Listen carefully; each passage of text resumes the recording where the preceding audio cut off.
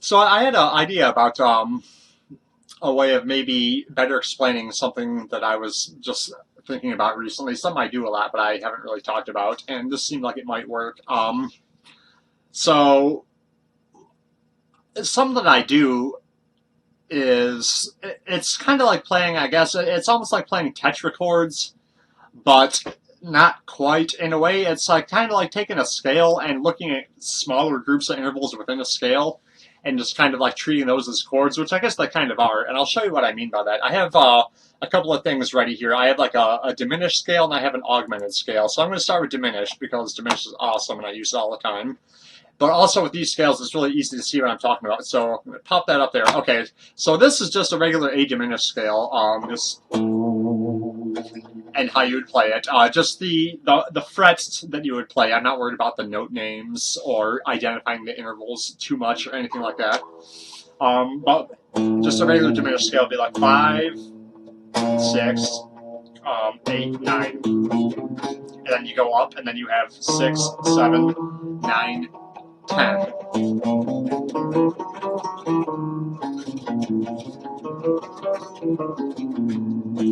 So that by itself is just, it's just a scale. But look at this now. What I'm going to do, I'm looking at, we have 8 notes here. Diminished is an 8-tone scale. After the 8th note is when it would repeat. So the next note would be here, which would be another A. So what I'm going to do is I'm going to remove the 2nd, the 4th, the 6th, and the 8th, just removing every other note basically. So here's what we have. We have that, and we have that, and we have that, and that. That's just an A diminished 7 chord.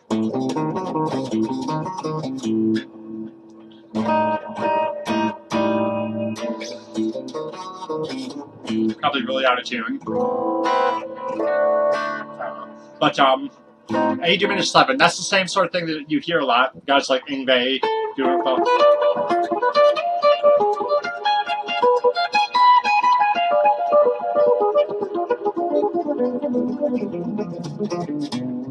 That's a diminished 7. And this is just a 1, a flat 3, a flat 5, a double flat 7. But again, just like the actual intervals aren't as important with something like this, the shape now is kind of something you should think about here. That's really more what I'm talking about. Look at that shape. It's just kind of like first finger, pinky finger, then you go up, and then you go over, and you have first finger, pinky finger again, okay? Now look at this. Take away those 4 notes, and then put in the ones that I had previously taken away. The 2nd note, the 4th note, the 6th note, and the 8th note. Now look at that. What do you got there? You got the same thing.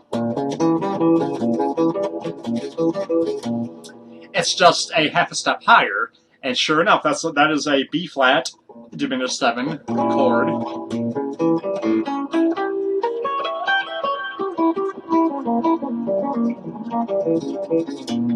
Exact same thing as we did before, but it's just a half step apart.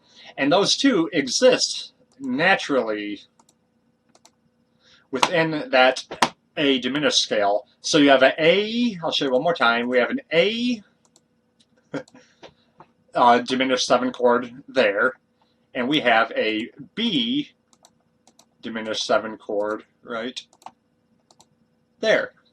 And the whole reason why I'm talking about this is because this is the sort of thing that I do a lot. I'll have I'll play like a I don't know, like an A 7. I'm going to do the 7 sharp 5 there because it sounds more interesting.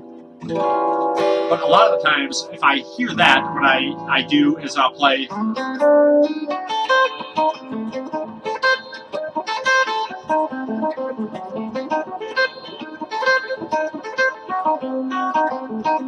I'll play like an A diminished over that, and then you'll see me slide up and do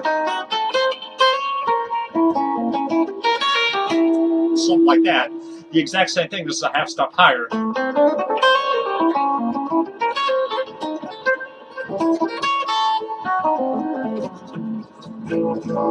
There may be like a little pentatonic in there or something with it. A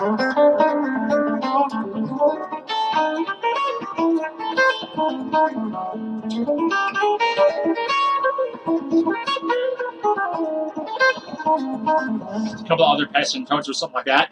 But that's something you'll see me do a lot, and it seems at first glance like I'm just doing something chromatically, just taking something and then just playing playing it a half step higher just for the sake of giving it that chromatic sound, and in a way it kind of is, but if you look at it this way, it's actually all part of the same scale. And just with the way the diminished works, I don't really need to get into it here, but the way that it just repeats the same thing every minor third interval. So basically just cut it real short. If you do this, if you're playing around, like if you're playing A diminished, and you do it here and here, you go up, and the same thing applies. If you start it here and here, then you go up here, there and there, there and there, and then boom, you're back to where you started, just because of just the way that diminished works. And that's not something that you really need to get into here. I just wanted to focus on just like the A, and then doing it in B flat. So like A, within an A diminished scale is an A minor 7 flat 5 or true diminished chord, and there's a B flat minor 7 flat 5 or true diminished chord right in there, built in next to each other, hidden in plain sight. Now let's look at augmented. Boop. Okay, so augmented is a 7-tone scale, and this one is really cool. I've been playing more augmented recently. I never really even knew the scale until a couple of months ago, and I kind of brushed it off a little bit, played it with it a little bit, and I'm like, all right, this is okay. But now, I mean, I was really wrong. It's actually a lot more interesting than okay. But let's take the same sort of approach here. So A augmented.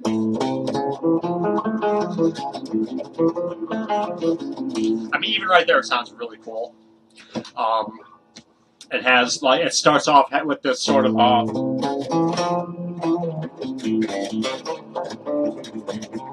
kind of like a messed up blues sound, but then once you go higher into the scale, it loses that sound and starts to sound kind of like a harmonic minor. So it's really cool. But look at this now.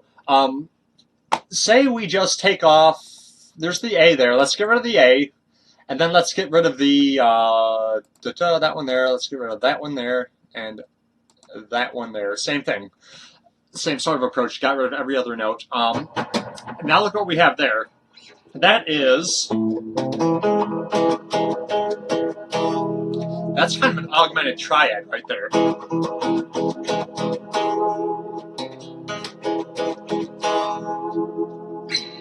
Now, it's starting on... there was the... yeah, that's the root note there. That's the A. So look at this. If we take that A, if we play an A an octave higher, I don't know if I have it in there. Yeah, right there. So there is, the last note here is actually the, I guess so, okay, so I was wrong. It's actually a 6-tone scale, but that's okay. I'm glad I put that in there, because if we get rid of this one, then you see this. Here we have this.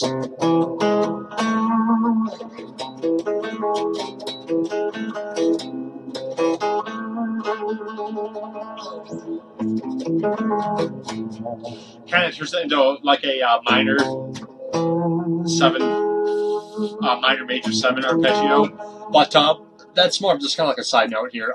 So that right there is the most important part. That is a augmented triad. Now, if we do this, do that one, that one, that one, get rid of that, get rid of that, get rid of that.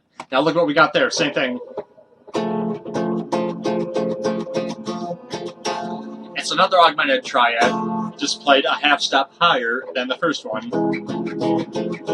So if we're going back, say we put our, let's put a root note back in there. So there's an A, okay? So within just like an A augmented scale, look at what we have. We have a, that is the, like a C augmented triad. And then here would be a, I think augmented is sharp 9 and then just a major third. So that would be like, I guess the first one might be B sharp, which I know people are going to tell me doesn't exist, but it does exist. It's either a B sharp or a C. I guess just keep it simple. Just say C there. And then the next one would be like a C sharp augmented. Existing in there in plain sight, right next to each other within an A augmented scale. So now something like this, this is something I do a lot too.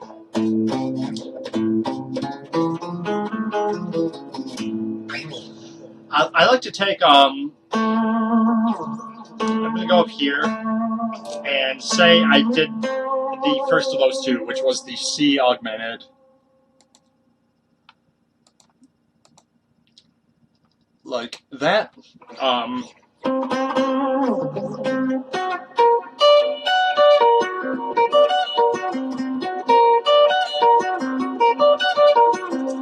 That right there is... I guess it would be right there.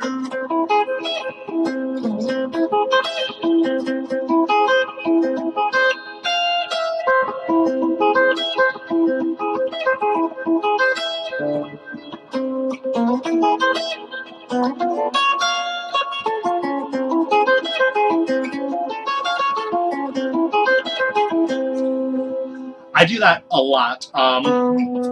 What was throwing me off a little bit there is I normally start in with a slide up to the where the augmented triad would start, but a lot of times I start with like if I'm doing a C augmented, I'll kind of turn it into like an augmented 7 instead, and I'll do like, instead of actually hitting the C, I'll hit like the flat 7 there, but then I'll do the rest of the augmented triad. So basically, that's kind of what was confused me. When I go from doing that to actually starting it on the actual root note, that messes me up a little bit. But that's what was messing me up a little bit. So just taking like C augmented there and doing it here. And then what I was also doing is going up one note higher, which was just the octave of that note there. Or that's an E, the octave of that note there.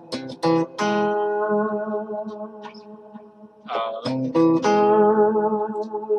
back to the C to like that.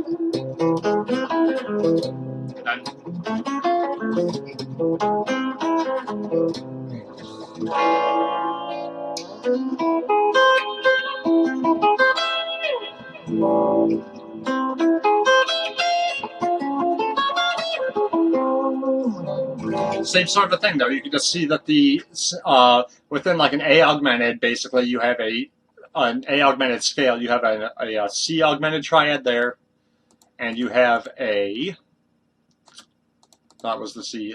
Also a C sharp augmented triad there, and then just let you see everything in there next to each other. So that's kind of what I was talking about there. So I don't know if you ever look at things like that, but I do, and it just gives you a really cool way to play interesting things, because if you're playing an A, like A7 sharp 5 there, like augmented works over that to begin with, but instead of just trying to struggle to think of A augmented sort of things to play, like using the A augmented scale, right there you can go, well, I can play C augmented here, I can play C sharp augmented here over this. So it gives you it's a really good way to expand just kind of what you can do from a base scale, and you're just using stuff that's already in that scale. So yeah, that's something I was thinking about. I wanted to point out to you guys.